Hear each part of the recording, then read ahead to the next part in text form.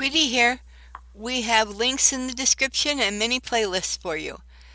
The skill that we're talking about today is the skill of reading. Sure, we're taught to read, but schools most often make it so boring.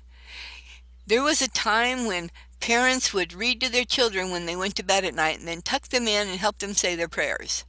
Well, you may not want to go through all of that, but spend some time reading to one another, whether it's an adult or a child.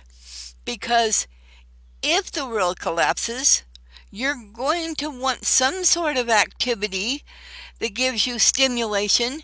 You can read about interesting, imaginative worlds that are out there, and you can be able to find all kinds of stuff in this world through the internet right now.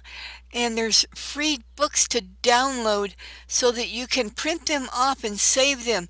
You could go to bookstores and buy them for $0.25 a piece. You can have all kinds of children's books, adult books, science books, gardening books, prepping books, cooking books, any kind of books. And it will help you stimulate your mind and fill the hours. If you've enjoyed this tip, give us a thumbs up. If you want more tips, subscribe. Want to thank you for stopping by. Angels all around.